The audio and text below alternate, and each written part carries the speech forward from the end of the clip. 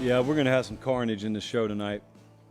Normally, I try to be a nice guy. As the late Owen Hart used to say, I tried to be a nice guy, but man, there are just too many hard truths to face out there.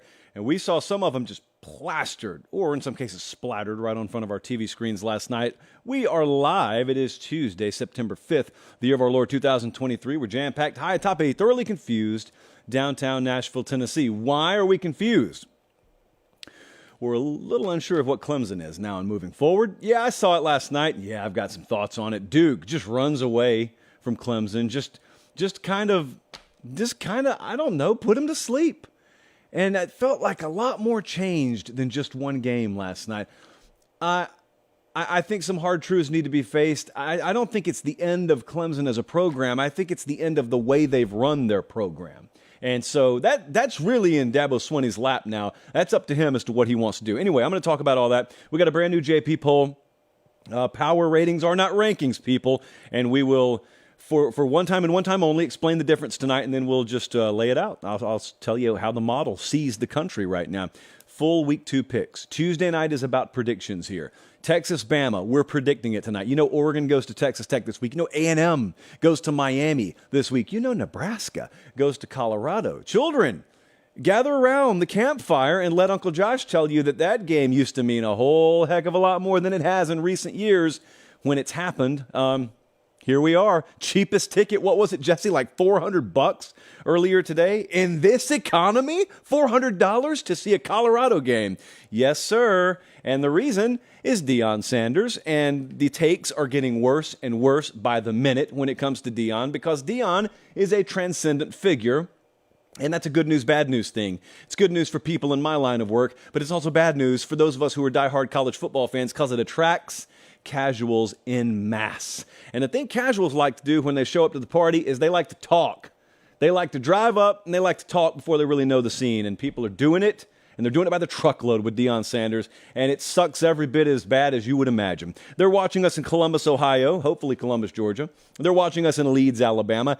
Embrun, Ontario, Canada is tuned in, as is Philadelphia, Pennsylvania. Temple squeaked by Akron. Akron plus 10 cashed, but Temple did squeak by, so congrats to those of us up in Philly. You know, I was thinking to myself, big weekend coming up in Tuscaloosa. We're going to be there. McAfee's going to be there. College Game Day's going to be there. Brandon Walker and the Barstool Show, they're going to fly in for a couple of hours, and hats off to them for heading down. Look, the chalice of supremacy here, I thought to myself, a couple of years ago, we made some waves as a people, as a show, you know? It's the day I really think that we formed our edge as a brand. And some say we've gotten soft since then. Some say that. I don't say that about you guys. Some say that. You know, once you get over 200,000 subs, they think you're a little bit too lofty to get back in the weeds and roll up your sleeves. And so I just want to remind you guys, any one of you who finds ways to publicly promote this brand and this show Saturday by any sorts of irresponsible means, Chali of Supremacy are on the line. A couple of years ago, we got banned from certain morning shows on Saturdays because too many of our posters showed up in the background. And I'm just saying, it would be a shame if it happened again. That's all I'm saying. It would be a shame. Would it not be a shame? Everyone in the room? Yes. Nods of heads. It would be a shame. So I'm going to leave that in your capable hands. I'll keep all these Chali stashed over in the corner, or you can have them. It's up to you. My balls are in your court. Let's start the show. Duke throttled Clemson last night 28-7, so much so that the entire fourth quarter was mainly Tom Luganbill and Dusty and Dave Pash. The crew there did a great job, by the way. They're talking about what this means for the future of Clemson's program, and that's just not the way it was supposed to be. So, you know how we have padlock stats on the show? That's the stat where if we would have known this beforehand, we wouldn't have needed to watch the game.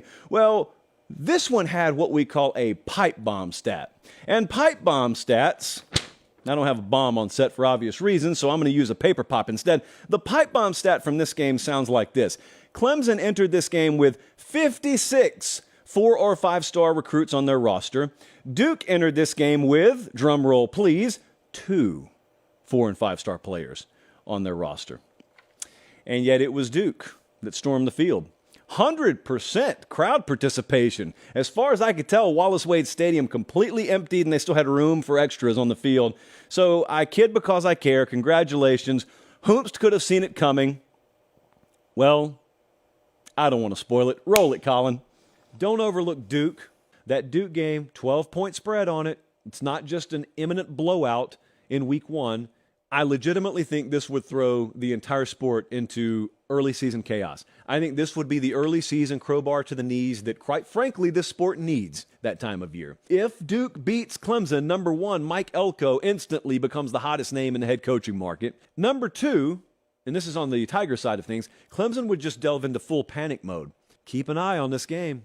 That's a 12-point line, and Duke has got a heck of a quarterback, and they get the home field advantage. Whatever that means in Durham, North Carolina, they got home field advantage.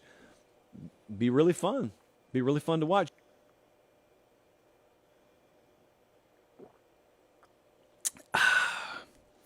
So, yeah. Did we roll with Clemson minus 12? Of course we did, but that's not what I want you to remember. I want you to remember that clip from like 2 months ago when I had thought better of the situation, and then we got into the forest and we couldn't see the trees. Well, there you have it. Nothing flukish about it, was there? I know some of you didn't watch this game last night. Some of you just checked out the final score, and you probably thought what I would think if I saw that final score. Whew, man, turnovers must really have gone against Clemson, which they did, but here's the thing. Duke turned it over a couple of times as well. You know what I thought about this game? I thought to myself, well, Mike Elko's a rock star. That's the first thing I thought. Riley Leonard is, if he wasn't already, going to be a rock star. But also, I always think this. When I see a team that's taken over and it immediately improves, and they won 9 games last year and they're off to the races this year at Duke, I think to myself, obviously they got the right combination of people that came in. Head coach first and foremost, but they got the right combination of people there. I always think to myself, man, how many other rosters out there are technically capable of this? Like, how many bad situations right now could be taken over by a Mike Elko and boom, just be turned around like that? It's not easy. I know that snap of the fingers there makes it sound easy. It's not that easy. The real ones, the real studs in the coaching profession, they just make it look easy. Side note, one of the biggest debates that raged last night, and I was at the center of it all, was, did the Duke helmets look good? Yes or no? Did the Duke helmets look good? It was the old English lettering. And I found that that's an oil and water thing. That's a hard yes, hard no. That's like bananas. You either like the texture of them or you don't. No one's indifferent on it, it seems. I was a hard no on it, but it didn't matter because Duke won the game. So anyway, we talk about winners first on the show, but I know 98% of you sadists out there, you tuned in to hear me trash Clemson. And you know what? I'm pretty much going to do it. I got immense amounts of respect for what Dabo Swinney has accomplished there. So just blah, blah, blah. You know all that. Do you realize? Let me just give you some do you realizes. This is why the sport's great, because it's totally unpredictable. Think about this. Think about watching DJ Uiagalelei leave Clemson, go to Oregon State, and then realizing months later he actually upgraded his situation. Do you realize that? DJ through 1 week against San Jose State, albeit DJ's balling out up there in Corvallis, Oregon. He's in a better situation as a quarterback. He's in a better situation on a better team in a more stable program, it seems like right now, and in an offense more conducive to leveraging and featuring his strengths. I just didn't find myself saying that. I didn't think I was going to be saying that, but I am. I am saying that. So even if you remove the turnovers from this thing last night, it would have been a dogfight. So sometimes, I was on with Cannell earlier today, and we were going back and forth about this on HQ. Sometimes when you see big upsets, my mind goes back to the Alabama-Ole Miss game in 15 or 16? It was probably 16. It was where, or maybe 15, either way. It was where it was -5 turnovers for Bama. And Ole Miss wins, I think, a one-possession game. That's what the upset normally looks like. When the big dog goes down to an inferior roster, it's normally because of that stuff. It's normally because they've scored 14 points on special teams that, while they count, you never could have seen coming. this right here, everyone's focused on, Clemson got in the 10-yard line how many times and scored how many points? Clemson did not punt and didn't score in the second half, which is just mind-bogglingly wild. First time I've ever said bogglingly on the show. So good on me for that. Everyone's focused on that. I want you to just do a little mental exercise with me for a second. Remove all that. Okay, let's say Clemson plays a clean turnover game. Let's say turnover margin's even, or maybe even Clemson's +1. Dude, it's still a dogfight. It is still the Clemson Tigers struggling to beat Duke, much less pull away from them. They're struggling to beat them. Now, I watched it just like you did. I think Duke's got a really good team. But you need to understand something. When you roll in there with 56 blue chippers and they got 2 of them, I think we all know what should be expected. If both programs are operating at or even near peak efficiency, I don't care if they bring their A+. I don't care if they bring their fastball. You ought to be able to B- your way to a comfortable win if you've got that kind of roster discrepancy. Now, here's the follow-up. Tom Luganbill on the field last night made a really good point, and I agree with him. It didn't really feel like there was that big a gap, did it? So you can either believe one of two things.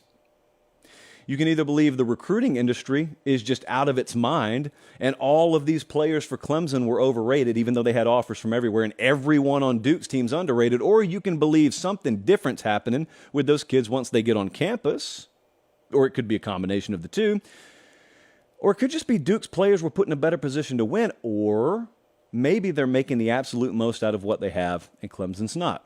Any combination of those things is unacceptable if you're Dabo Swinney. Look, I actually admire what they've done there. I admire what they've done at Clemson. I'm normally the one defending Dabo Swinney. You know, if you're new to the show, you may think I'm some Dabo hater. I had to head over to the Knowles 24/7 board earlier today. Someone was throwing around the accusation that I was an FSU hater. Like, I have no clue where that came from. So Dabo hater, I am not. Dabo realist, I am. I'll defend the guy when he deserves defending. He does not deserve defending tonight. He deserves a fair amount of criticism, a healthy amount of criticism. You guys at Clemson love to say that Tiger Paw is different. Clemson's no different than any other program out there. I hate to burst the bubble. The formula to win is no different. They've got a unique culture there. I will grant you that. But what it takes to win is ultimately hiring right, going and getting the right players, developing them, and putting them in positions to succeed. The formula is no different just because you got that tiger paw on the side of your helmet. You like to think you're different because you're a fan of that program, you're an alum of that place. That's great. I want you to love your program, but you need to understand something. They win the same way at Tennessee and Arkansas as they do at Clemson. And when you don't do the things you're supposed to do at Clemson, the Tiger Paw doesn't save you, does it? You lose the same way that those programs lose when they don't do it the right way. One of two things is about to happen at Clemson. This is going to sound pretty extreme. I don't believe it is. Either Dabo Swinney's about to dive headfirst into the transfer portal, or Dabo Swinney's going to retire. Dabo Swinney's going to leave the profession.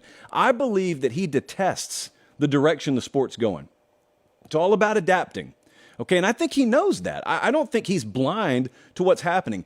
If he doesn't know it, he's going to learn it in a few weeks when Florida State comes to town, because that's a place, that's a program, that's a man in Mike Norvell that's looked at a method of talent acquisition, and he said, if it's afforded to us, not only am I going to dabble in it, I'm going to embrace it.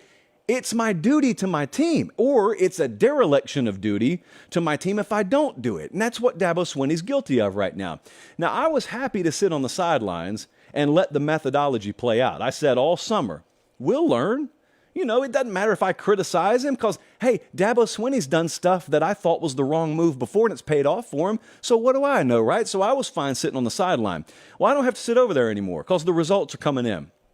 And they'll continue to come in. Where is Clemson special right now? They are voluntarily handcuffing themselves. They're not special at receiver. Last night, dude, I'm there believing in their defensive line. They didn't have a sack last night. And while that's not the end-all, be-all in terms of stats, it's been 45 games since they didn't have one. How about that? And so, I mean, I'm looking at Cade Klubnik last night, and the dude looked like he had lived on the streets for 3 weeks because his uniform was so dirty because he'd been battered all night. Where are they healthy? Or not healthy. Where are they special? Will Shipley is a wonderful player. And then I start looking elsewhere. I used to see difference makers all over the place for Clemson. And you know what? It's really, really tough for me, as someone who's watched that program dominate, to turn on my TV and watch dudes like Keon Coleman do what he did Sunday night down in Orlando and know That dude didn't get recruited by and commit to FSU. He was in East Lansing, Michigan, and went in the portal. And FSU pursued him and landed him. And Clemson just kind of turned their nose up at the portal in general. Well, you can't do it anymore. You can't do that. Again, it's a dereliction of duty. And at that point, even if you don't like it, this is the thing about it. I'm not claiming Dabo Swinney's ever going to like it. Okay, we all got stuff in our line of work that we have to hold our nose and do sometimes. It's not all roses. Like, you don't always get the smooth path. It's bumpy sometimes. And if you don't believe in it, if it truly is a violation of your value system or your principles, I'm not going to do like everyone else. I'm not going to make fun of you for that. I'm not going to bang on you or hate on you for that. But you're going to have to get out of the line of work you're in, because that's the direction it's going. You don't have to like it. I don't have to like it. But you need to acknowledge it. And so they'll get through this season, and then Dabo Swinney's going to have some really, really tough choices to make. I'm not telling you they're going 6-6 this year. I'm not even punting on the season. Okay, Cannell, again, he brought up a really good point earlier today when we were talking. He said, hey, remember that year where Ohio State lost to Virginia Tech at home and then they ended up going on a magical run? I remember that. Yes, this is college football. Crazy stuff happens all the time. Clemson is not special enough as a roster to go on that kind of run right now. And I don't think it's going to change. I said right now. I think you've got what you've got. And by the way, forget the Florida State game for a second. That's in 3 weeks. You got the kind of performance you had last night. Even if you erase some of the turnover woes, you are going to find yourself in more dogfights. It could be Georgia Tech. It could be at NC State. It could be at Miami. It could be a number of teams that everyone penciled in W's against. You got North Carolina. You got Notre Dame on the schedule. You got South Carolina in Columbia at the end of the year. You lost that game last year. College football doesn't sit still. This was the message that I kept trying to hammer home, even though I was down in Columbus at the time and we had like 27 people watching the shows. I kept trying to hammer this message home. When Dabo and Clemson had started to have a fair amount of success and they had won a couple of championships, which is insane to do. It's so hard to do that. There were people, after they won a couple of championships, who said, there's no end in sight. I'm friends with some of them. They won't admit it, but I'm friends with some of them who said, dude, there's no end in sight. Hey, Alabama, man, they got to go through the gauntlet that is the SEC every year. Clemson is just going to be smooth sailing. And to an extent, schedule-wise, it has been, because up until 5 minutes ago, no one had stepped up in the ACC. That's not the only change that happens, guys. It's not just the opponents outwardly that can take you down. Sometimes things in your own program can work against you. Hubris can work against you. Arrogance can work against you. Stubbornness can work against you. None of those are on your schedule, but every one of them are dynamics that are in play that can start to just let a little bit of the air out of your tires. That upset last night didn't happen last night. It happened over the span of 4 years, 3 years, 2 years, 1 year. You start getting comfortable, and sometimes you don't even realize it's happening. You start thinking you don't need to do things that other folks need to do. It doesn't happen overnight. That upset last night, it didn't happen overnight, but it feels like it, doesn't it? It feels like it happened quick. That's why coaches are so paranoid. And that's why even the ones like Kirby Smart, who's won back-to-back titles, you, as Meemaw would say, and she would censor herself, there are places that you couldn't fit a 10-penny nail with Kirby Smart on game day. And a normal person would walk by and say, dude, he's won 2 titles. Why is he so paranoid? Because this stuff right here can happen to anyone. To Nick Saban, to Kirby Smart, to Dabo Swinney, it can happen to anyone. It does not matter how well-resourced you are. That just sometimes creates a new set of issues. And so it's not the end of Clemson's program. It's not even necessarily the end of Dabo Swinney winning big at Clemson. It has been, and now will continue to be, emphatically the end of them doing it the way they've done it, because they have shirked a surefire additional resource that the rest of the country is embracing, and you are not going to be able to compete with them. If you're happy with 8 wins, if you're happy with bowl contention, be my guest. That's not Clemson. That's not Clemson football anymore. You took them to a different level. They're going to now expect to live along the lines of that standard, and it is what it is. It is the consequences of success. We talk about it all the time. All right, let's move on. You know what? Since we have such a sizable audience, do me a favor and just like the video. Huh. You know, Jesse, I know that we were sitting around the meeting room today and we were trying to decide what order of the show we wanted to go in. I think this is the right time to do this, though. So we have a lot of coaches out there under fire. And I just talked about Dabo. So let's talk about a couple more of them. I just want to go ahead and get this off my chest. And then we're going to predict a whole lot of games later in the show. I got 2 added best bets on the Ramen Noodle Express. I got a JP poll to drop. We are loaded. That's a mic pop, not even a paper pop. All right, Colin, here's your endpoint. We got coaches under fire all over the place. Friendly fire in some cases, but they're under fire all over the place. Brian Kelly, people are just selling. They're selling on Brian Kelly. And what's so funny is it's the same folks who sold on him when he got there, but there was this lull, if you'll notice, there was this lull, and that's when people like me started speaking up, because I never really doubted him. I still don't. I never doubted him when he got there. In fact, I thought he was going to be a big winner at LSU. Still do. And when he started winning a little bit last year, the doubters silenced themselves. But like we always say, when you start winning, when you start succeeding in life, it's like you throw your doubters out the window. But they don't die. These people are like cockroaches in terms of mentality. They don't die. They're just down in the parking lot doing push-ups. They're going to run right back up the stairs, and as soon as you trip up a little bit, there they are again. And the Brian Kelly haters and doubters, whichever way you want to classify yourself, they're back. Why? Because he had the audacity to lose a football game. And he lost pretty emphatically in opening weekend. I'm going to talk about FSU at the end of the show. And for those of you asking why I haven't done it, we haven't had a show since the game. That's the only reason. No FSU hatred here. That's the only reason. So stay tuned for that. Brian Kelly, how dare you? What gives you the right? Well, the first thing I think that happened is I think they played a really good team. I think they played a really good team down in Orlando. I would hesitate for just a second to start throwing arrows Brian Kelly's way until you see what Florida State does the rest of the way. Because it could be that they're a double-digit winner in every game up until the ACC championship game, for all we know. But let's just capsule that for a second, because I know what my friends in Louisiana are saying. They're saying, well, we don't care whether Florida State beats the ACC into a coma. We're LSU. It's not supposed to happen to us. That's true. You're right. I think here may have been the mistake. A ton of stock was put into that win over Alabama last year. Ton of stock. And here's the thing. If Bama was rolling everyone else last year and it was just LSU that beat them, then that'd be one thing. Bama was in one-possession games like every week last year, and you were in one with them too, just like Texas was, just like A&M was, just like Tennessee was. Did we call any of those teams elite? Did we thrust any of them into the top 5 coming into this year? No, we did not, but we did with LSU. Now, that's fine. I participated, not quite to that degree. I participated in a lot of the hype with this team. I still think they're a really good team.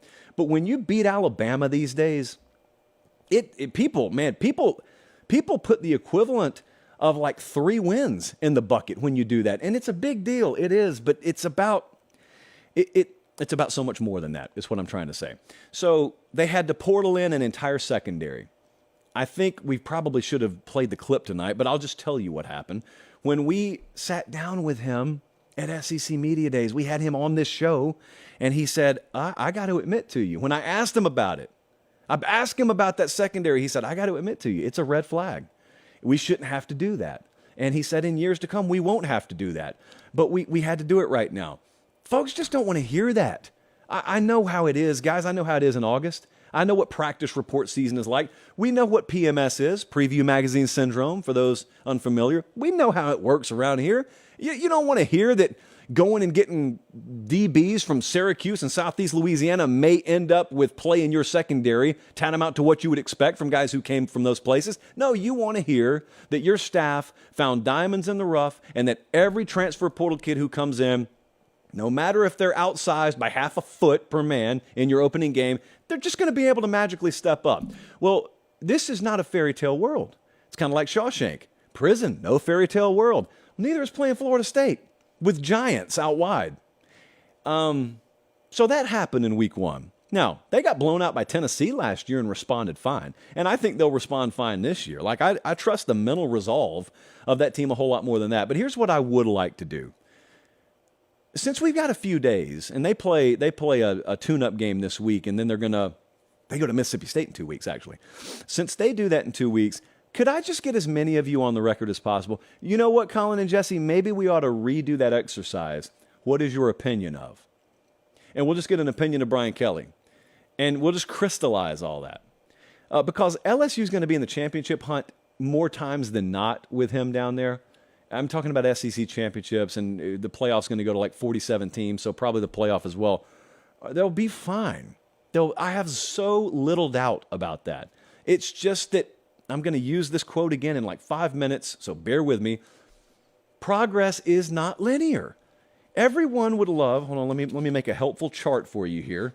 All right, if you're listening on podcast, just imagine a straight line. Everyone would love progress to look like this. But in reality, progress sometimes kind of looks like that. And you are here. If you're LSU right now, you are there. But it doesn't mean you're not still headed in the right direction. So all I'm saying is I'm still in the Brian Kelly camp. Ryan Day is dealing with it in Columbus, Ohio. Ryan Day, what did they have the audacity to do? Win a conference game by 20. It was uninspiring. The offense was very, very, very tough to watch. Kyle McCord, very mixed bag of reviews, and some of them are educated reviews, and even those are very lukewarm on him. I don't know how the quarterback situation is going to turn out there. I have a feeling, and this is just my own personal gut instinct, it's not intel from the coaching staff. I think Devin Brown still may factor heavily into that quarterback battle. And they got Youngstown State. They got the Penguins, the old Pengs, coming to town this week. So I think that the past 2 years, you've watched them play a certain style, and it's run into a brick wall against Michigan. Okay? So part of that is you got to get better defensively, and they absolutely have, and I think Ohio State could win games defensively this year. But when you haven't done that to this point under a head coach, people never equate that to being his style. So when you win an ugly game, like Kirk Ferentz, if he were to beat Indiana 23-3, Iowa fans would love it. It would be a typical Iowa win, but that's not Ohio State. That's not a typical Ohio State win. The thing is, Ohio State has much better athletes than Iowa does any given year, this year included, but it doesn't matter. It's like the dude on Bucknut said the other day. If we won 42-21, would be fine, but we won 23-3, so we're not fine. I continue to be of the opinion I'd much rather know I got a rock-solid defense and it's offense that Ryan Day and his staff need to round into form, because I trust them to round the offense into a good enough form. It's defense that I wouldn't necessarily always trust them to round into form if it's not already there. Ryan Day's got one of the best winning percentages in college football among active head coaches. It's insanity, some of the criticism that he takes, and I think maybe the further away you get from Columbus, Ohio, the clearer that is. Can we please just give it to the bye week? Can we see Youngstown and Western Kentucky and Notre Dame? I think they're going to be okay. I really do. Dave Aranda, different story. Dave Aranda's at Baylor, obviously. They just got beat by Texas State. They were a 27.5-point favorite, and they got beat by Texas State. And I had my DMs flooded. I meant to talk about this Sunday night. I just didn't have time. I had my DMs flooded. And those DMs said, well, how do you feel about Dave Aranda now? Really snippy. Dare I even say rude? I feel the same way I've always felt about him. Meemaw used to always teach me, have your opinion move at the speed of honey, not the speed of water. Coaches don't change who they are over 4 quarters or even one season all that much. They may learn some things. They may change their minds on things. Like Dave Aranda, if you once believed he was good, he didn't get bad. So you were either wrong about him, which I don't think I was, or good coaches can have bad seasons. Bad coaches rarely have good seasons. Good coaches can't have bad seasons. You know what I think? I think he's still learning how to be a head coach. Folks like Kirby Smart fool y'all into thinking that everyone is just supposed to learn it that quick. They're supposed to adapt that quickly. It's not normal to do that. Kirby Smart is I don't know if he's generational, but he is once in, he's like a 1 in 100 guy, or maybe 1 in 500 guy. Maybe Dave Aranda is just pretty good. Maybe he's pretty good to really good. That kind of guy, of that caliber, at a program like Baylor, do I need to pull the chart out again? I already lost it. Do I need to explain how progress works around here again? It's not going to be linear. It isn't even at the major programs. It really is not going to be at Baylor. He's 20-17. I know that sounds bad for those of you who are, I don't know, like USC fans. That's Baylor. It's fine. It's fine. It's not good enough because you guys won the conference championship 2 years ago, so you know what's possible there. What I'm trying to say is, number one, like I said, progress is not always linear. And number two, it could just be that he wasn't doing it the right way. I happen to know that's the case in a couple of different categories on the more philosophical side of things with Dave Aranda. I think he got 1 year, 2 years into his tenure as a head coach and thought to himself, nah, I'm not doing that right.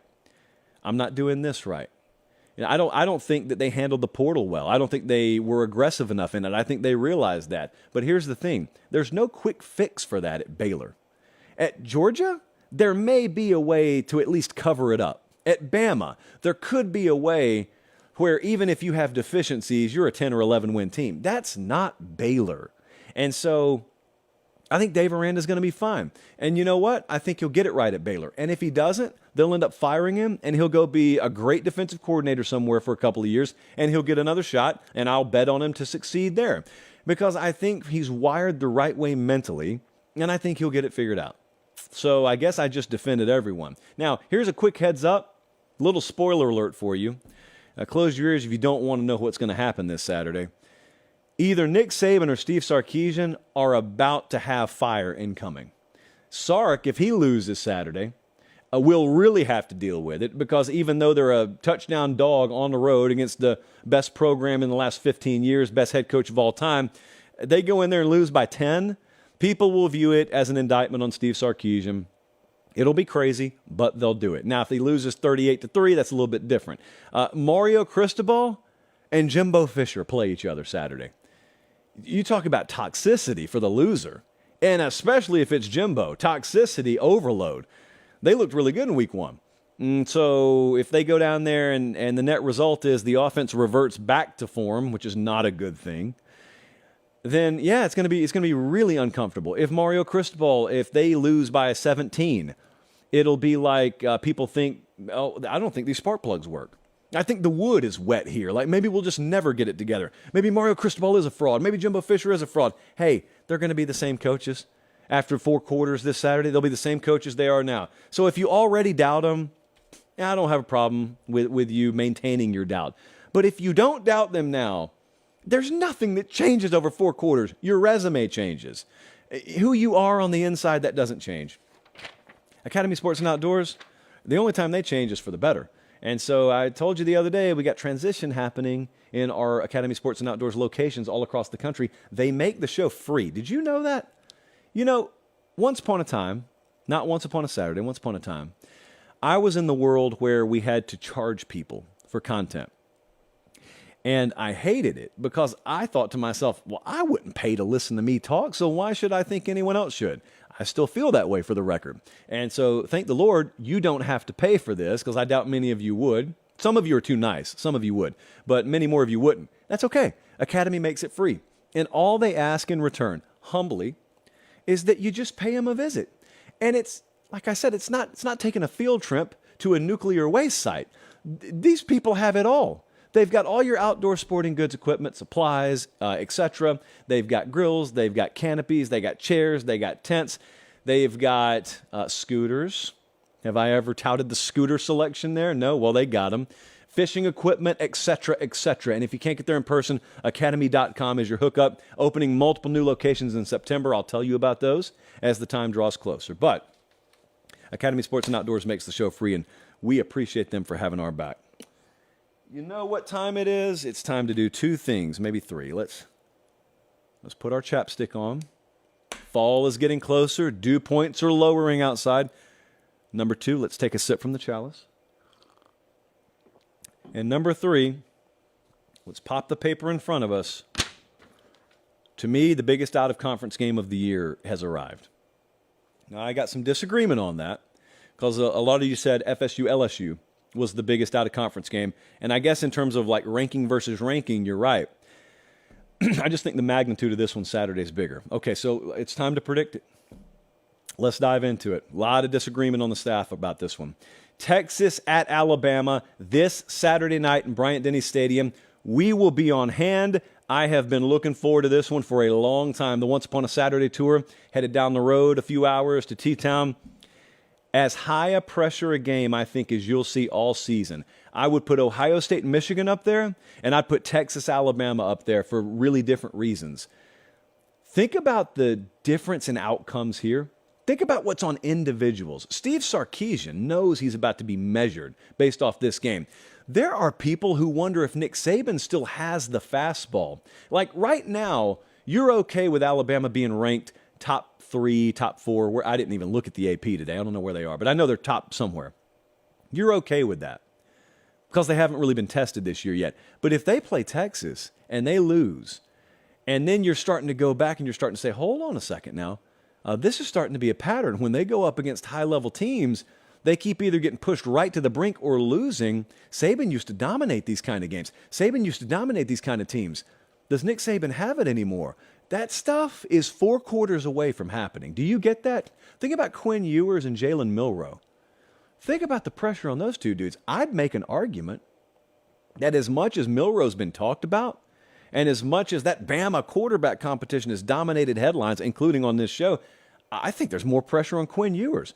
Ewers is the one everyone expected to be a transcendent star. Ewers is the one that, once again, looked a little shaky in week 1, even with the new haircut.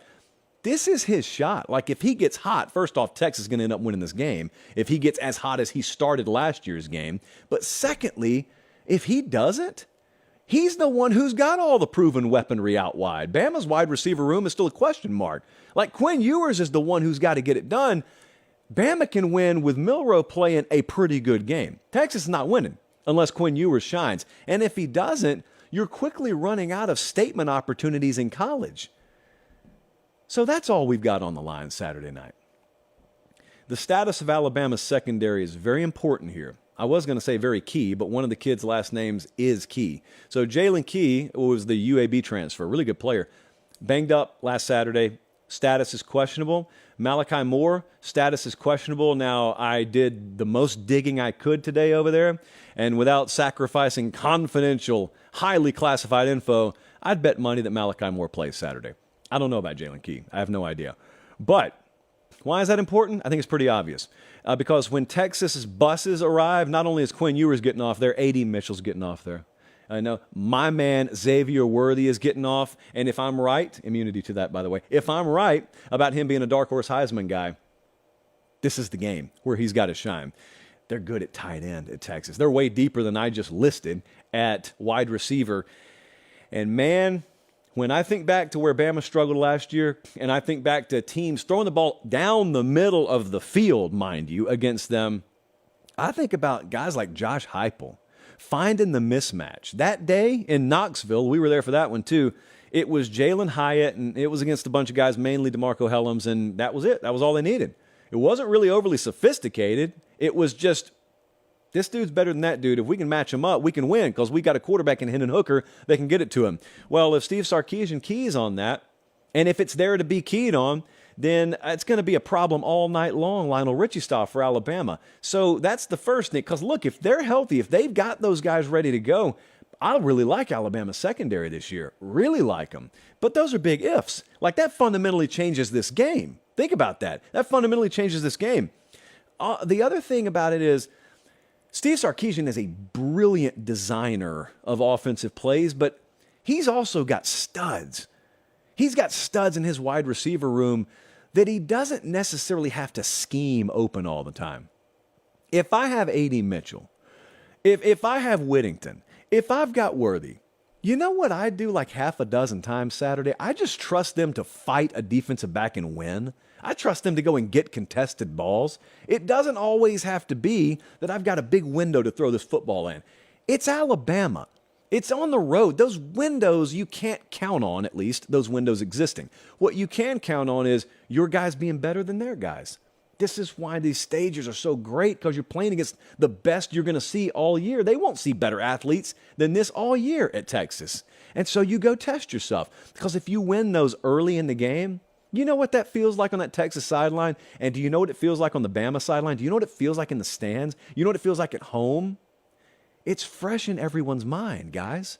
It's fresh watching defensive backs get burned. Saying Nick Saban coaches the DBs so it's a strength of ours, only to see it become a weakness in pivotal moments over the past couple of years. They've tried to talk themselves out of that at Alabama. And I actually halfway believe them. I think secondary is a strength for them this year. But I've been wrong before. And if I am, and if Steve Sarkisian starts dialing it up, if Quinn Ewers gets hot early down here in the stomach, there's this knot that starts to form. It's an oh no moment. At quarterback gets hot early, and we find out, ooh, man, we aren't quite as rock solid as I thought we were back there. That's a long night. That's reverting back to thinking we're going to need to score 38 or 42. All right, what's the number we're going to need to win this one? And we ain't got Bryce. We don't have Mac Jones. We got Jalen Milroe here. We thought we were going to pound people into submission. Well, Texas has already got 17 on the board at the end of the first quarter. So, yeah, that's a nightmare scenario for Alabama. And so that's exactly what Steve Sarkisian and his offensive staff are trying to key on doing. Matchup of the game, though, I don't think is that. Matchup of the game, I think, is that Texas run defense against Alabama. Alabama's been so intentional. Since the moment that Kansas State game ended and the curtain fell on the 2022 season, Nick Saban pulled a lever, and they let those offensive linemen know in no uncertain terms, this is what we're about to do. If you're not about this, get out of here. If you are, get your bodies right and get your minds right. They went and got Caden Proctor, a left tackle, true freshman, immediately plugged him in because he was better than the options they had, and he proved it in spring and then fall camp.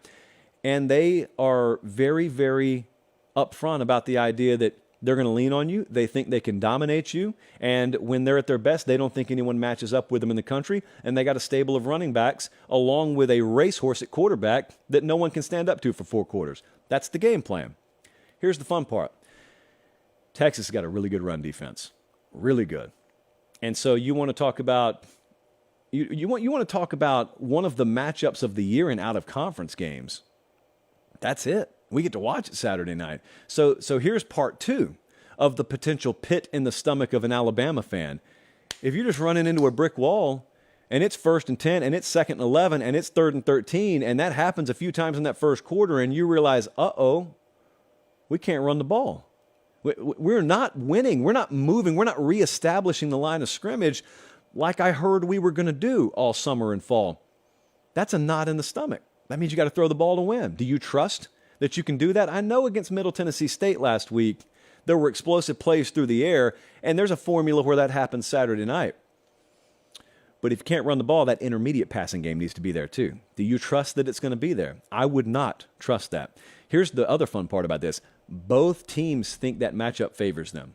Texas's run defense thinks that matchup favors them. Bama's offensive line, Bama's tailbacks, Bama's quarterback, that staff offensively, they think that matchup favors them. And what do we get to do? We just get to stand there and watch it. Is that not beautiful?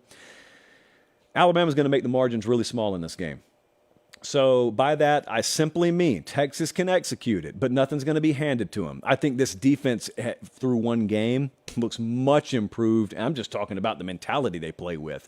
There were not a lot of missed tackles last week. The other thing about Alabama, albeit through one game, is they didn't have a bunch of penalty issues last week, and Texas did. Texas's offensive line struggled last week. The offensive line was the biggest question mark position for Chip Brown and the guys and girls over at Horns 24/7 through fall camp. And that gets me to my prediction. The Vegas number is Bama -7 right now. What does our model think? Model's really aggressive. It's got Bama -8.5. I had to deflate that number a little bit because the raw data had Bama minus double digits. Computer still sees a gap between these teams. When you factor in home field advantage, it especially does. I think that even though players like Will Anderson left this team, I think their defense is better. I think it's a better matchup for Alabama this year too. And I think the mismatch that will be most glaring through 4 quarters will be Texas's offensive line on the road facing that pass rush and that front. I think Bama's going to get after them a little bit there. And I think it's going to lead to Quinn Ewers still making some big plays. I think it's going to make them inconsistent enough offensively to force some mistakes and also to force enough, not 3 and outs necessarily, but get off the fields for Alabama to where they end up being able to control clock like they want to. and be able to lean a little bit. I'm going to take Bama to win. I'm actually going to take Bama to cover as well. I don't think it's Texas's time yet.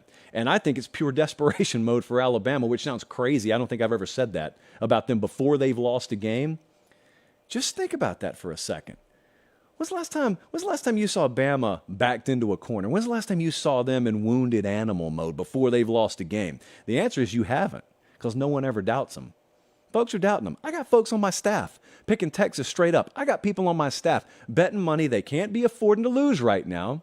And I'm absolutely going to collect if they're wrong. And that's not relegated to just my staff. A lot of folks out there think that Bama doesn't have a quarterback.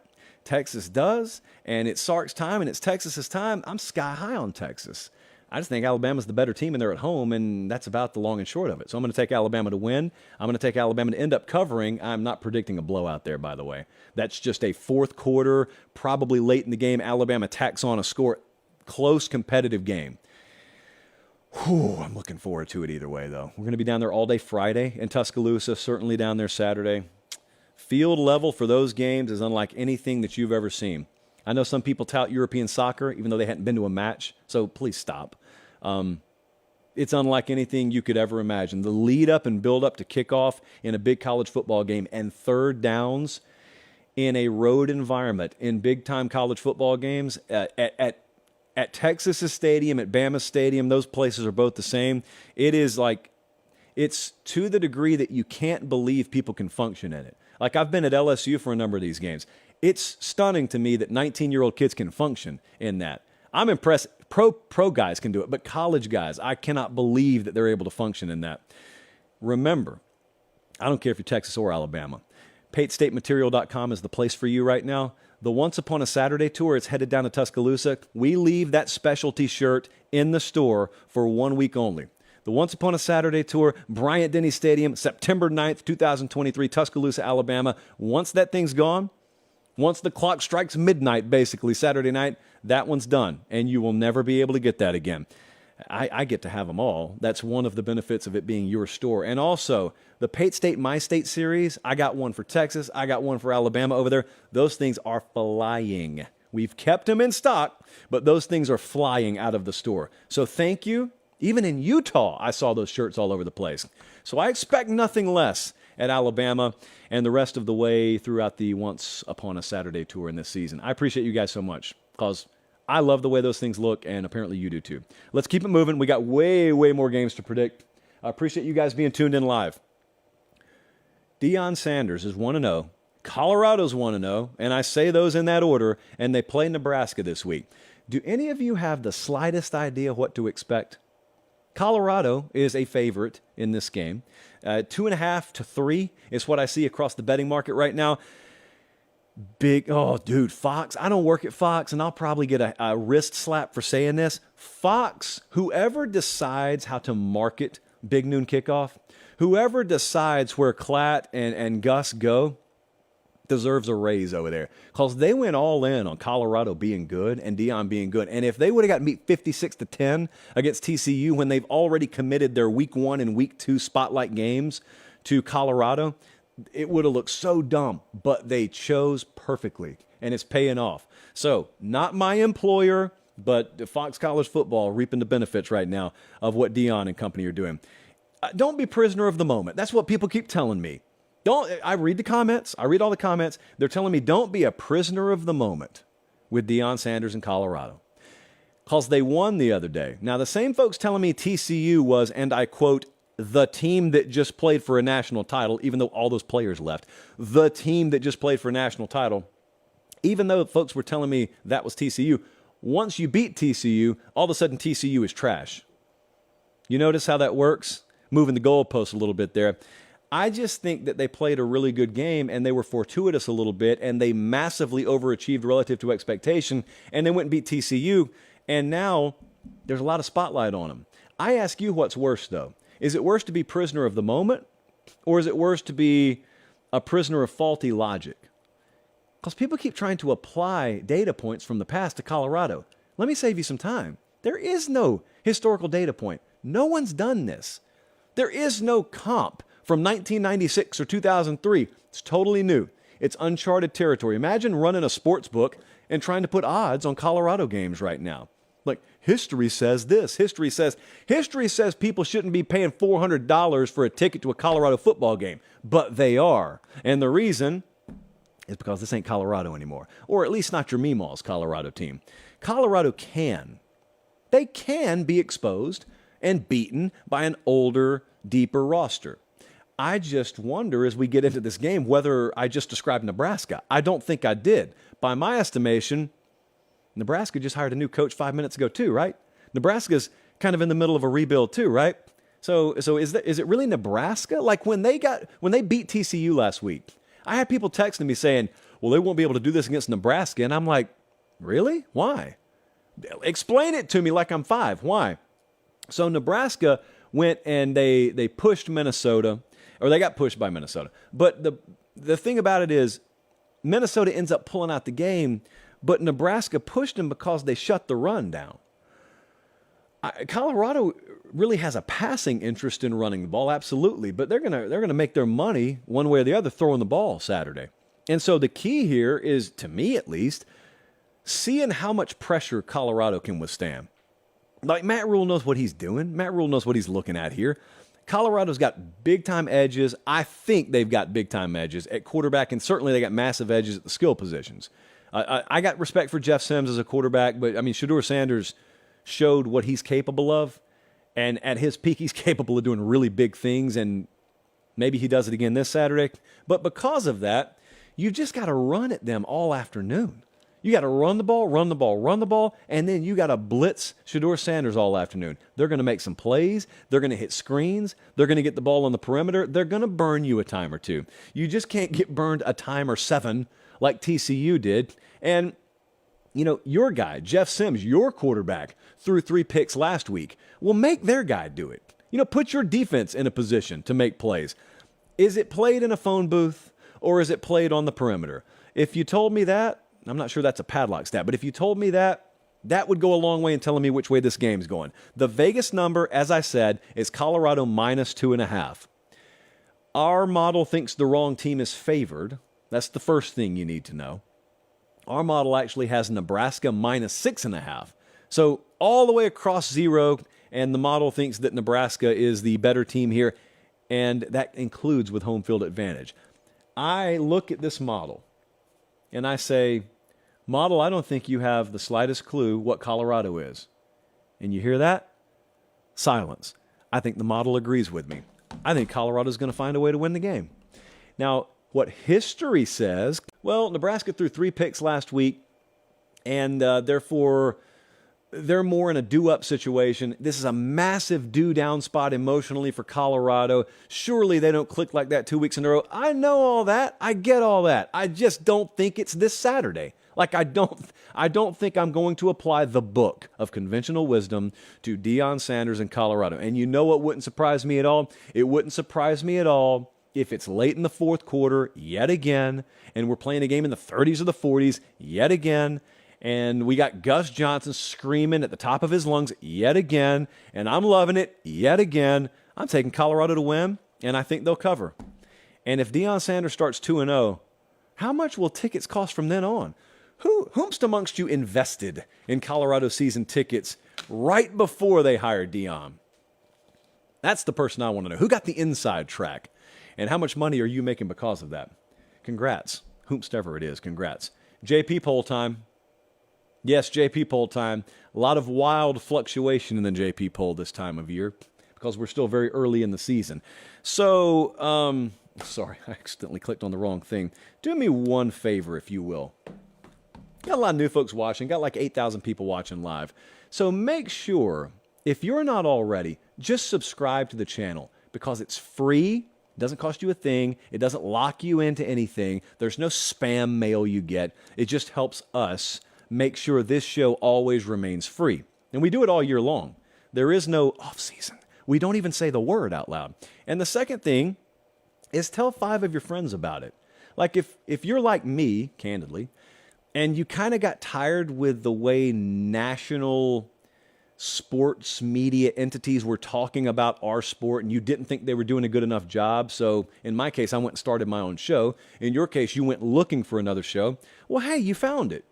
And we're not the only one that does a good job, but we like to think we do a good job with it. And I'm like you, like we are like legit college football fans. We're not pro sports folks who pretend to cover and talk about it. We're not baseball sports writers who pretend to cover college football. No, this is all we do. We don't talk about anything else on this channel but college football. But anyway, let me explain to you what the JP poll is. So, a long time ago, I disowned the AP poll. I think it's laughable. It's good fodder, but it's largely laughable. Sort of like the Farmer's Almanac. It's a cute thing to look at in line at the grocery store, but do any of us take it seriously? Do any of us take a magazine that tells us what it's going to be like in Topeka, Kansas 5 months from now seriously? Of course we don't. Likewise, I don't really care where the AP has Tulane ranked. I just don't. And so in my world, I started caring about power ratings.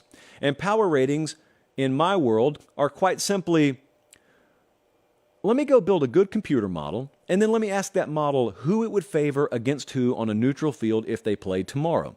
That's not always slam dunk. Certainly the model would have favored Clemson over Duke last night, and look what happened. So it's not foolproof. This is football. We score in 3s and 7s with games featuring real human beings who make mistakes and sometimes get stomach viruses the night before games, and the ball's really shaped funny and it bounces weird ways. So this is not foolproof, but it's a heck of a lot better an indicator than the AP. So what I'm about to show you is what we do every week on Tuesday. I'm just going to give you the top 20, top 25 maybe, and this is just neutral field favorability. So if you lose, you don't automatically drop. If you win, you don't automatically rise. It takes into account critical factors. The computer weighs them the way that I and the person I partner with for this tell the computer to weigh them, even though sometimes I think this computer has a mind of its own. So without further ado, let's dive in, and let's start in the 20s.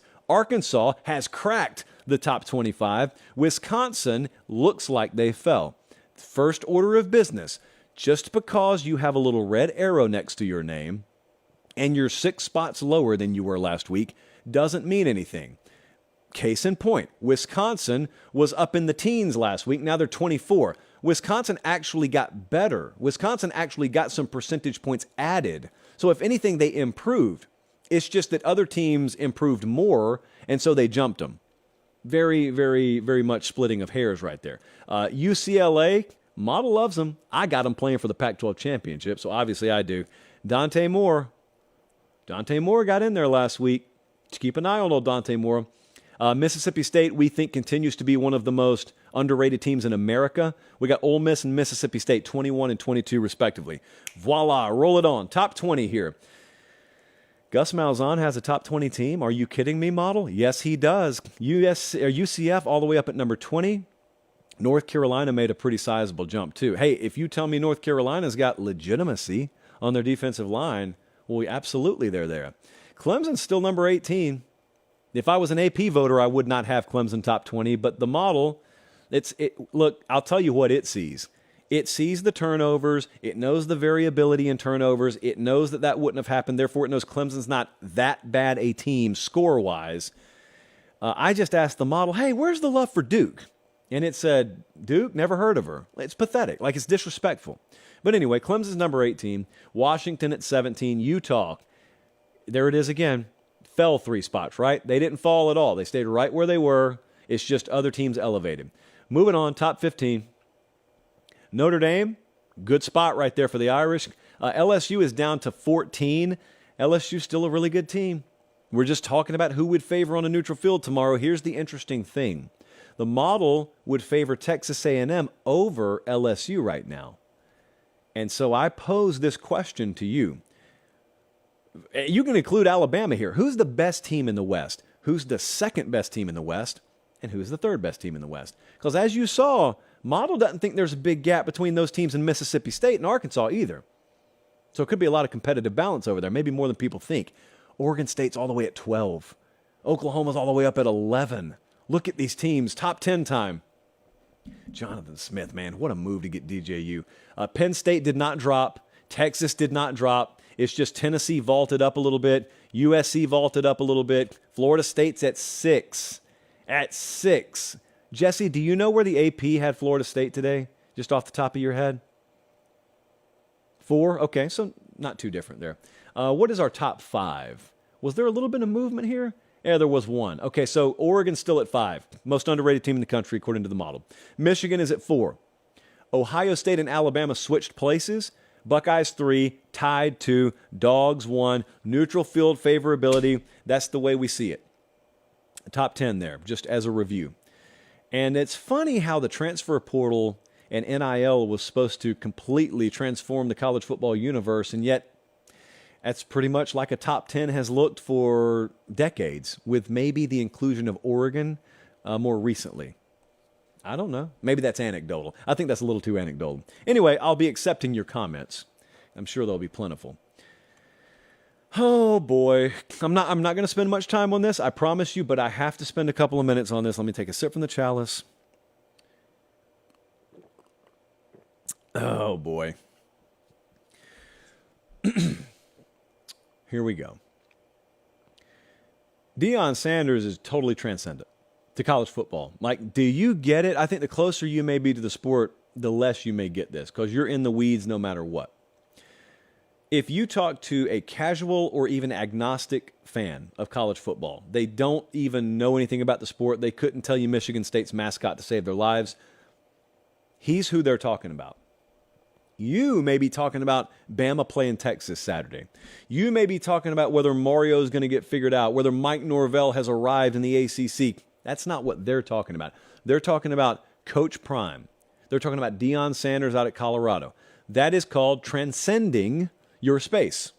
He matters outside, like Tom Brady did that in the NFL. Taylor Swift has done that in music. Deion Sanders is doing that in college football. Again, the further away you are from the sport, the quicker you are to agree with me on that. That's a good news, bad news thing for us. Those of us here inside the bubble, it's good news because it brings more attention to our sport. The bad news is it brings more attention to our sport. And some of that attention is held by the most casual-minded people you could ever hope to run into. They are the drive-by crowd. They're the ones who pull up, know nothing about nothing, and they're the first to talk. Because as Meemaw used to say all the time, those who know the least usually run their mouths the most. And she was right, and we're finding out again. So some of the things that I saw yesterday, and I'm not going to do anyone the dignity of even putting this online or putting it up for you to see, you're going to start hearing things. And I'm going to beg you guys, don't get sucked in. There was a beat writer for the Cowboys yesterday who showed video of some TCU students yelling obscenities at Deion while he was on the field last week. And Deion blew a kiss to him, by the way, which is beautiful. And this dude says, do you think that Nick Saban or Mac Brown ever have to deal with fans chanting F you at them? You obviously understand what the implication there is. And to the credit of everyone, regardless of affiliation, regardless of gender or race, I think it was virtually 100% of our people, our college football people, that just jumped down this dude's throat to the point where he deleted the tweet. And that's what you have to do with casuals. You have to shame them. You have to shame casual opinions until they completely evaporate. But that stuff's going to start happening. Because a lot of people don't care about football. A lot of people care about storylines. A lot of people care about drama. A lot of people care about injecting it into a situation if it doesn't exist. So you're going to see it. I'm telling you, you're going to see it. You know it's coming. Just get ready for it. And understand how to extinguish it, especially if it doesn't exist. Now, if we got problems that do exist, that's a totally different conversation. So the other thing that I think is interesting, I saw our buddy Jack McGuire, who is doing real big numbers over there with Unnecessary Roughness and his secondary roles there and tertiary roles there at Barstool. He did a video the other day and he said, hey, everyone keeps calling out Deion haters. Where are they? Where are the Deion haters? And he said, this dude's on every billboard. He's on every commercial. He's a front page of every website right now. Everyone's talking about him. Where are the haters? It feels like the people calling out the haters outnumber the haters 10-1. Oh, Deion's got haters. He's got them. Maybe not nearly to the quantity that his defenders claim that they exist, but they exist. They exist for a few different reasons. The first kind of Deion hater is just the kind that's a little more old school, and you don't have to think of yourself as a hater. So let's just say people who don't care for him, all right? Let's sanitize it a little bit. There are some people who just don't like the way he goes about his business. Totally your prerogative. That's fine. My stance on it is I kind of love what he's doing, and I don't really even care how I personally feel about it. I'm weird about that. I'm the same way with politicians. I put my personal feelings about them and their personalities to the side. I just have like one thing I care about. In politics, are you going to make my life easier? You're going to keep more money in my pocket? You got my vote. In college football, do you bring more interest to the sport? Do you inject more good into the sport than you take out of it? Like, do you give to the sport? Are you interesting? Are you fun to watch? If you are, I don't really care if I like you or not. I happen to like Deion, but if I didn't like him personally, I wouldn't care. You wouldn't hear me tell you. If I didn't like him, you'd never hear me tell you. And so there are people out there who don't feel like that. In fact, I'm abnormal. Most normal people, if they don't like you, they're not going to pull for you. In no shape, form, or fashion will they ever root for you, or will they ever say, oh, good job, I'm glad Deion and Colorado pulled it out today. I've always been interested in how coaches feel about him. I told you guys once before, and I'll tell you once more, there are a bunch of coaches who outwardly are going to claim to love what he's doing because they know it's horrible business to be seen rooting against Deion Sanders right now, but they are absolutely rooting against him behind the scenes. I know. I've talked to some of them about it, and I certainly did not get permission to share their names on record, but I'll tell you what they know. They know Deion Sanders is turning the heat up on other coaches. They know that they've been able to preach patience, and they've been able to preach process to their boosters and their fans and their alumni network, and they've been able to tell them it's going to take a few years for us to fix this program. And look, candidly, I think that's true 99% of the time. But they got a problem. Deion Sanders is a problem for them because Deion just walked into not Georgia, not Michigan. He walked into Colorado, a total poverty program, one win last year, and said, it's like a clapper. The lamp comes on, and all of a sudden, all the talent's there, and all of a sudden, Colorado's the talk of college football, and voila, TCU's in the national championship one moment, they're getting beat by Colorado the next moment, and coaches know. Coaches know what their fans are thinking. Coaches know what their ADs are thinking, what their boosters are thinking. They're thinking, if that guy can do it at Colorado, why are we being told it's going to take 2 or 3 years here? Now, there may be reality out there where there's only one Deion Sanders. That may be logic and reality. It may be logic and reality that you could never expect to duplicate what he's doing in Boulder, Colorado elsewhere. But that's logic and reality. There is no room for logic in an illogical situation, and you're going to find yourself, if you're struggling as a second-year head coach especially, in third year, fourth year, if you're struggling, you're not going to be able to sell what you've been able to sell to this point because Deion Sanders is going to ruin it for you. Not that he cares. And the other thing that's going to be a problem, and these are the folks that are really going to come to hate him down the road if they don't already, is a lot of folks in my profession are not going to like him. Which is ironic because he is delivering ungodly numbers for you, even as I speak. But there are a lot of people, not a lot, there are some people in sports media who think that they're the story rather than their role being to cover the story. This exists elsewhere, but it exists in our world too. And the thing about Deion Sanders is he is actually the story, and his players are the story, and his program right now, it's the story. It's always going to be a story. And yeah, that alone rubs some people the wrong way, but if it were just that, it'd be okay. I mean, these people have covered folks they didn't like before. Here's the problem. Deion Sanders gets he can also control the communication of his messaging directly. He understands he can essentially run a production network in conjunction with his football program, and he can get his message out there directly.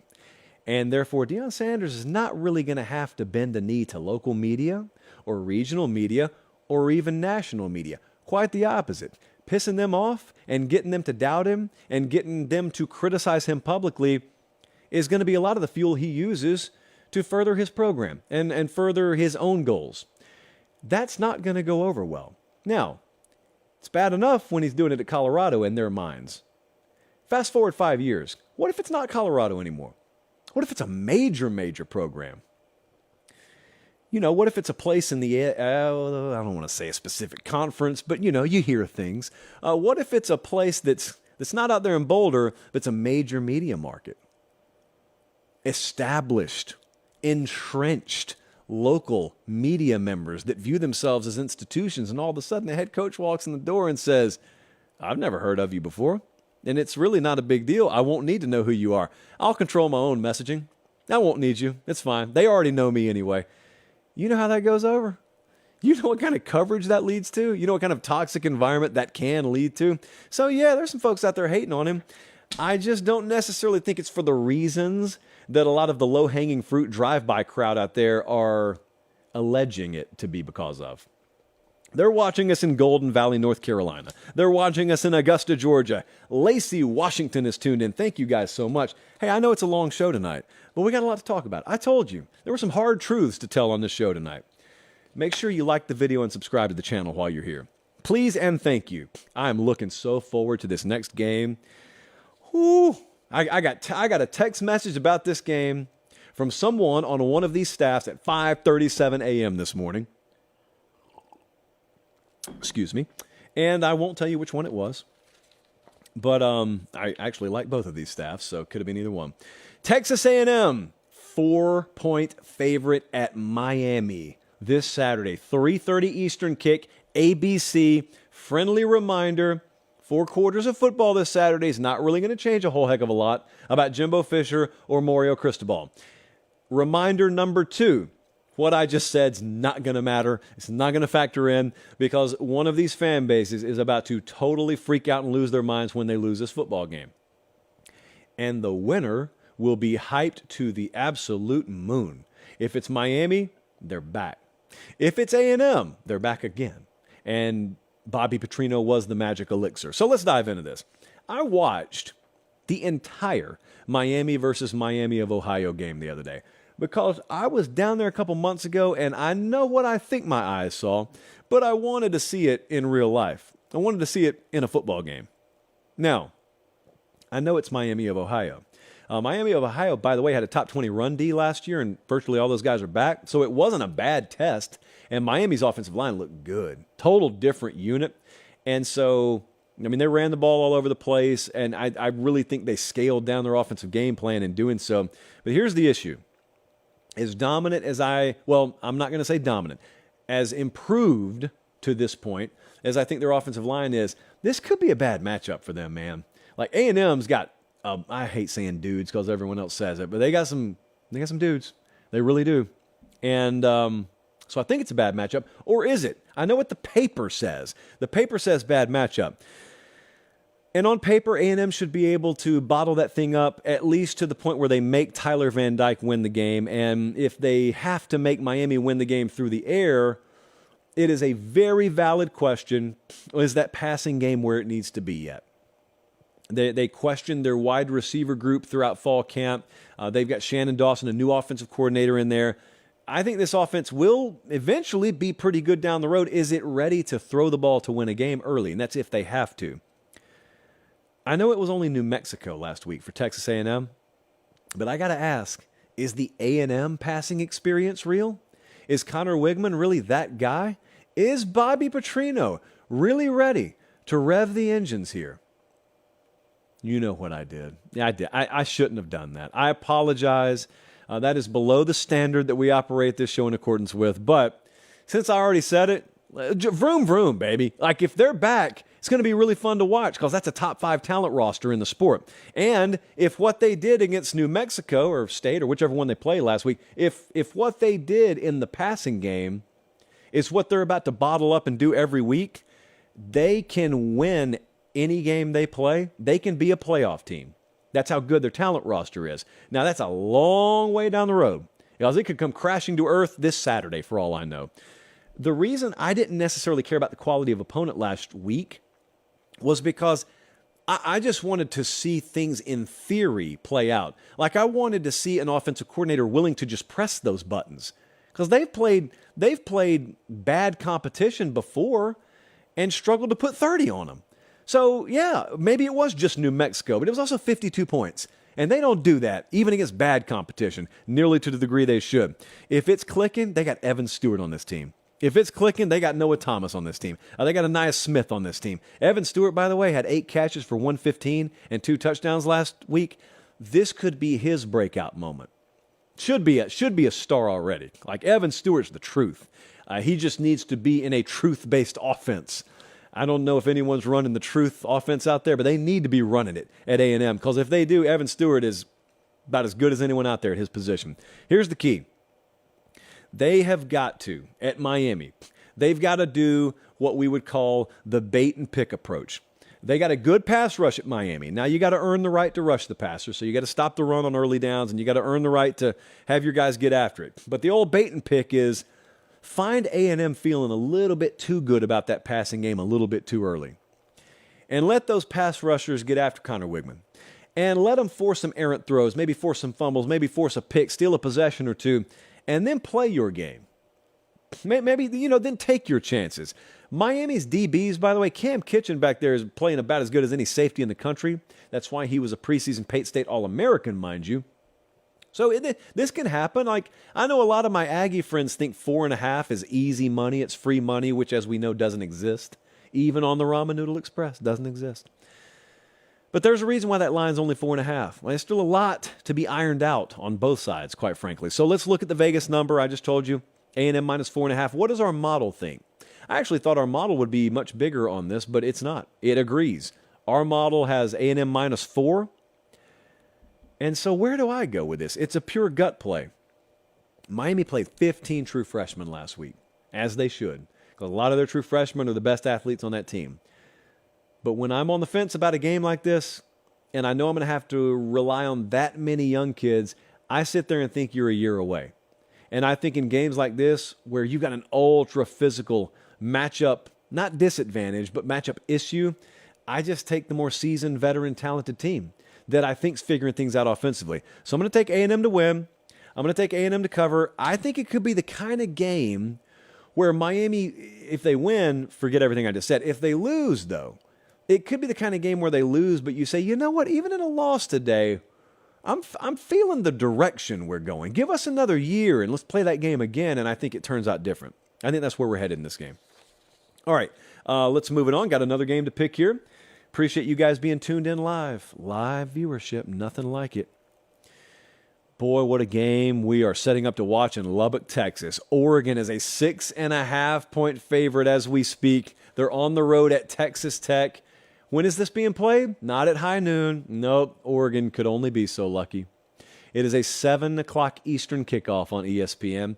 Oregon coaches, I guarantee you, the moment Texas Tech went down to Wyoming, said, oh, great.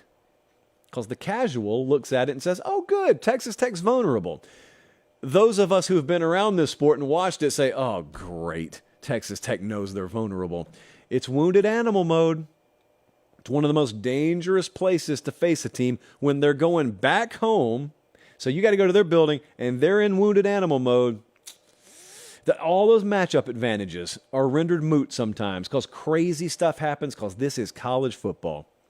I mean, they lost in a stadium last week that had mountains painted in the end zone. What a beautiful sport. Anyway, the feel on Oregon, and the feel I've told you I have the entire summer, is I think their defensive personnel is much deeper and better, and they're able to be more versatile and package specific with the way that they want to go about attacking an offense, and they better be. Because Texas Tech had 9 guys catch passes last week, and all of those 9 had at least one reception of 10 or more yards. So they spread the ball around. It's a big week for Taj Lupoy. Big week for him. That's the defensive coordinator at Oregon. You know, Dan Lanning got hired there. And if I'm an Oregon fan, when I hire the defensive coordinator from Georgia, I'm thinking to myself, oh, good, we got Bo Nix. But we're also going to have a dominant defense eventually, right? Well, Lupoy's the coordinator up there. Big week for him. Really big week for him.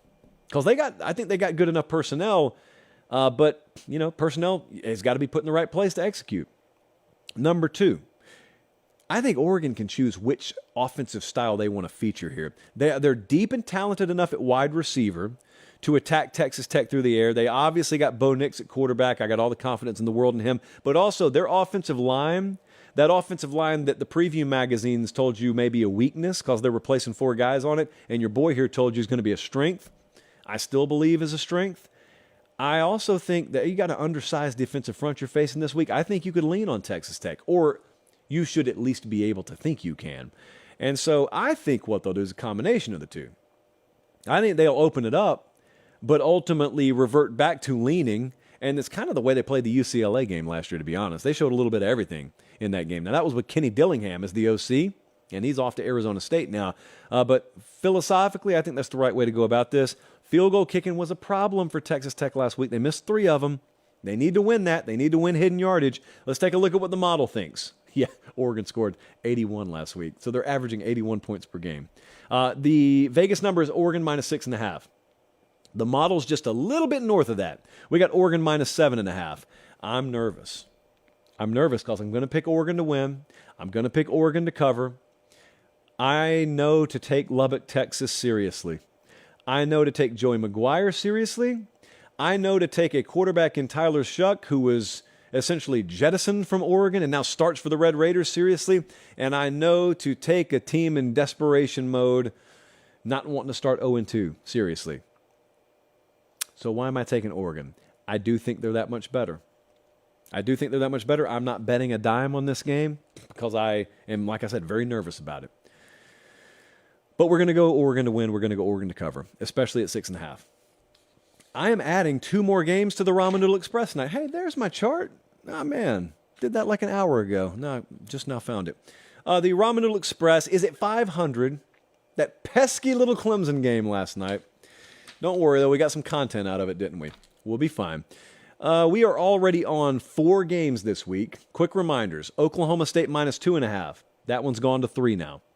Charlotte plus 24.5. We got on Liberty at minus 12.5. It's at 10 now.